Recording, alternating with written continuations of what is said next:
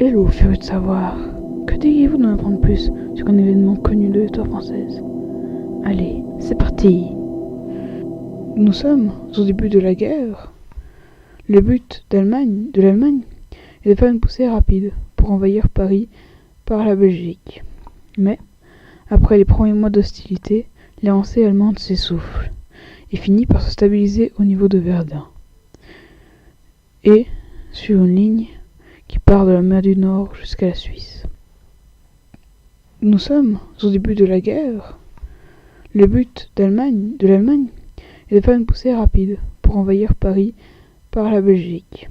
Mais, après les premiers mois d'hostilité, l'avancée allemande s'essouffle et finit par se stabiliser au niveau de Verdun.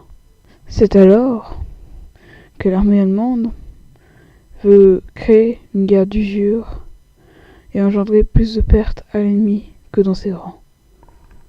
Le site de Verdun est finalement choisi, d'une part par la proximité d'usines allemandes d'armement, ce qui leur engendrait la peur que les Français puissent détruire ces usines, et d'une autre part parce que les Français avaient une voie d'accès médiocre à ce site. Nous sommes au début de la guerre. Le lundi 21 février 1916, à 4h du matin, un obus de 380 mm explose dans la cour du palais épiscopal de Verdun. Ce n'était qu'un réglage de tir. Le réel déluge de feu commença à 7h15. C'était le début de l'opération baptisée Gericht, qui signifie tribunal, jugement. C'est le début d'une bataille qui va durer 10 mois. Faire plus de 30 000 morts et 70 000 victimes. Sur la partie centrale, de long de 15 km, les Allemands ont installé 40 batteries de 800 canons qui pilonnent les tranchées françaises, sur un front d'environ 30 km jusqu'à 16 heures. Au bout du bois de Corps, durant cette journée, 80 000 obus tombent en 24 heures. Le bombardement est perçu jusque dans les Vosges à 150 km.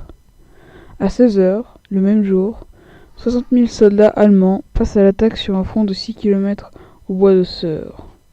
Croyant s'attaquer à des troupes à l'agonie totalement désorganisées, les Allemands pensent que ça va être facile. Mais ils sortent à une résistance inattendue. Le 7e corps armé d'Allemagne, commandé par le général Johann von Seillt, le 18e corps armé, commandé par le général Dedo von Schecht, et le 3e corps d'armée, commandé par le général Elion von Lochow, effectuent une progression limitée, aménageant immédiatement le terrain afin de mettre l'artillerie de campagne en batterie. La portée ainsi augmentée, les canons allemands menacent directement les liaisons françaises entre l'arrière et le front. Les forces françaises sont écrasées par cette pluie d'acier et le lieutenant-colonel Drian trouve la mort. Le 22 février, dans le bois de Saure. Avec lui, 1120 hommes tombent. Il n'y aura que 110 rescapés parmi les 59e bataillon de chasseurs à pied. Sur le reste du secteur, les défenses sont broyées, disloquées. Un décor lunaire, les massifs de Haumont, de Herbois et de Saure sont déchiquetés, achelés et nivelés. Derrière eux, le feu roulant, le 7e corps rhénan et le 18e Essois, le 3e Bourg-en-Bois avancent lentement. C'est alors que le général Pétain entre en course. Il va faire construire une voie, qui se nomme la voie sacrée, pour alimenter le front. Ce qui va permettre de renforcer les défenses françaises. Il faut savoir que les 2 premiers jours, 2 millions d'obus sont tombés, avec un obus lourd toutes les 3 secondes. Le fort de Daumont, qui n'est défendu que par une soixantaine de territoriaux, est enlevé dans la soirée du 25 février 1916 par le 24e régiment brandebourgeois. Ce succès fut immense pour la propagande allemande et une consternation pour les Français. Par la suite, 19 officiers et 79 sous-officiers et des hommes de troupes de 5 compagnies différentes occupent Daumont, qui devient le point central de la défense allemande sur la rive droite de la Meuse. Par cette prise, les Allemands ne se trouvent plus qu'à 5 km de la ville de Verdun, se rapprochant inexorablement suite à une guerre d'usure, qui va se terminer sur un statu quo qui sera donc une victoire française. Il faut savoir que lors de cette guerre, qui fut une guerre d'usure, le fort de Douaumont et les autres forts ont été pris par les Allemands, puis repris par les Français, puis repris par les Allemands, jusqu'à être complètement détruits et désarmés.